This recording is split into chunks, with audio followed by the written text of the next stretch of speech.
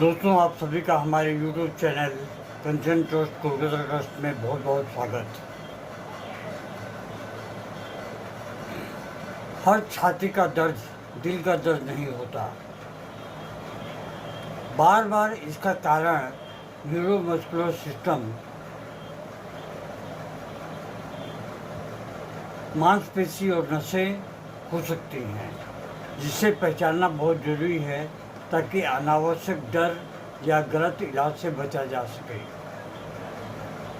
तो दोस्तों, आज हम बात करेंगे न्यूरोमस्कुलर चेस्ट डिस्कम्फर्ट, इसके कॉजेज, साइन, सिम्टम्स और पैथोफिजियोलॉजी और होम्योपैथिक दवाइयाँ। इसके मुख्य कारण क्या हैं? इसके मुख्य कारण हैं इंटरकॉस्टल न्यूरैल्जिया, पसलियों के बीच नसों का दर्द। पसलियों के बीच में जो नस होती हैं उनके बीच में दर्द या सूजन के कारण दर्द का होना। नसों में सूजन या दबाव के कारण भी ये हो सकता है। हर्पीज जोस्टर के बाद में भी ये हो सकती है।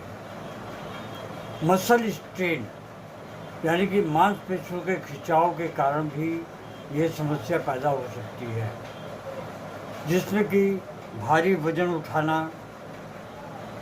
अचानक झटका या व्यायाम के दौरान कोई हादसा होने की वजह से होना, ये मसल स्ट्रेन के मुख्य कारण हो सकते हैं। कोस्टोकॉन्ड्राइटिस, पसलियों के जोड़ में सूजन,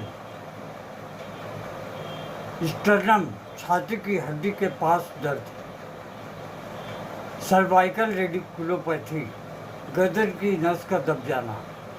किसी भी कारण से गर्दन की नस का दब जाना भी एक कारण हो सकता है। स्टर्नम, छाती की हड्डी के पास दर्द। तो इससे आप ये न समझें कि हमारा दिल का ही दर्द है।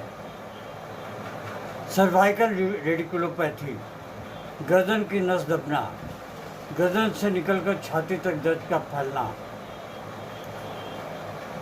मायोफैशियल पेन सिंड्रोम, ट्रिगर्स पॉइंट के कारण लोकलाइज दर्द। फाइब्रोमाइल्जिया, पूरे शरीर में दर्द, छाती में भी एहसास होता है और फिर हम घबरा जाते हैं कि हमें सीने का दर्द हो रहा है। सीने का दर्द मतलब हम एक ही चीज़ समझते हैं कि दिल का दर्द हो रहा है। ऐसा नहीं है। लक्षण कैसे होते हैं, आइए हम जानते हैं। लक्षण जो है इसके चुभने वाले दर्द, खिंचाव जैसा दर्द, मूवमेंट से दर्द का बढ़ना, गहरी सांस लेने पर दर्द का होना, टेंडरनेस, दबाने पर भी दर्द का होना, दर्द का एक निश्चित स्थान, लोकलाइज पेन। यह दर्द आमतौर पर हार्ट अटैक जैसा नहीं होता, जो दबाव घुटन जैसा होता है और फैलता है, क्योंकि हार्ट अटैक में दबाव और घुटन जैसी महसूस होती है। पैथोफिजियोलॉजी, मांसपेशियों में माइक्रो टीयर, इन्फ्लेमेशन और उसके बाद में दर्द का होना। नसों में कंप्रेशन, इरिटेशन, नर्व इम्पल्स का होना, डिस्टर्बेंस और शूटिंग पेन। कोस्टोकॉन्ड्राइटिस में कार्टिलेज इन्फ्लेमेशन होती है और लोकलाइज चेस्ट पेन होता है। ट्रिगर पॉइंट में मसल स्पाज्म और रिफर्ड पेन होती है। आइए हम देखते हैं कि होम्योपैथिक दवाइयों में कौन कौन सी ऐसी दवाइयाँ हैं जो कि इसको ठीक कर सकती हैं। चोट या स्ट्रेन के बाद में दर्द का होना, छूने पर दर्द का बढ़ जाना, तो आर्निका औषधि बनती है। आर्निका औषधि को आप 200 की पोटेशियम में दिन में 2 बार ले सकते हैं या फिर 2 बूंद आधे लीटर पानी में डालें, उसे 70 से 80 बार ठोक दें और उस पानी को घूट घूट करके पीते रहें। यकीन मानिए आप बहुत जल्दी ठीक हो जाएंगे। दूसरी जो दवा है रस्टॉक्स, शुरुआती समय में स्टिफनेस का होना, चलने से आराम, लेकिन आराम करने से बढ़ जाता है। ये ठीक ब्रायनिया के उलट दवा है। ब्रायनिया में चलने से बढ़ता है और आराम करने से आराम रहता है। स्लाइटेस्ट मूवमेंट में से दर्द बढ़ता है। ब्रायनिया में पेशेंट जो है हमेशा स्थिर रहना चाहता है। अगली जो दवा है वो है मैकफॉस, शूटिंग और न्यूरोलॉजिक पेन, गर्मी से आराम, फाका मिलता है। कैल्मिया लैटिफोलिया, नर्व पेन, जो घूमने वाला दर्द, थलने वाला दर्द, सडन शार्प पेन। तो ऐसा अगर लक्षण होता है तो कैल्मिया लैटिफोलिया मंगवाएं। 30 की पोटेंसी में हर घंटे 2 बूंद लेते रहें। हाइपेरिकम, हाइपेरिकम औषधि हर तरह के नर्व इंजरी के बाद की दवा है। शूटिंग और टिंगलिंग पेन में बहुत आराम देती है। इसे भी आप 200 की पोटेंसी में ले सकते हैं। प्रोसेस वही रहेगा, आधे लीटर पानी में डालें और उसको लेते रहें।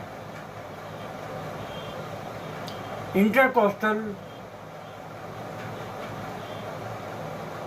न्यूरोलॉजी में और पसलियों के बीच शार्प पेन,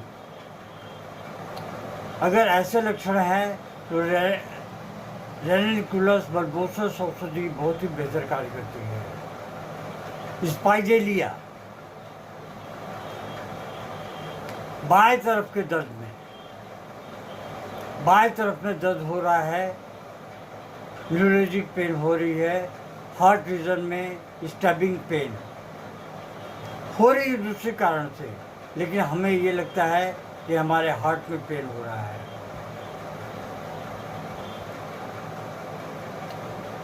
रोग का पूर्वानुमान, muscle strain, costochondritis, mild neuroglia.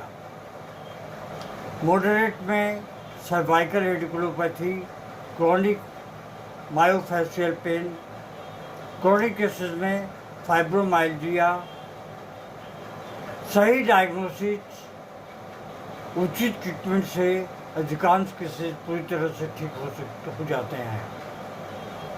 दोस्तों, अगर ये लक्षण हैं तो कार्डियक कॉजेज को भी रूल आउट करें, जैसे बाएं हाथ और जबड़े में दर्द, पसीना और घबराहट का होना, सांस का फूलना, दबाव या भारीपन जैसा दर्द। अगर ऐसा है तो आप तुरंत डॉक्टर को दिखाएं। ईसीजी, इकोकार्डियोग्राफी या फिर होल्टर मॉनिटरिंग ये जरूरी होती है। आज के लिए बस इतना ही। हमारे साथ अवेयरनेस प्रोग्राम में बने रहें। हम इसी तरह से वीडियो लेकर आते हैं जो आपको होम्योपैथी के प्रति जागरूकता पैदा करेगी। दोस्तों, धन्यवाद। आशा है आप इस वीडियो को लाइक करेंगे, शेयर करेंगे और सब्सक्राइब करेंगे। Long live homeopathy, long live Hahnemann.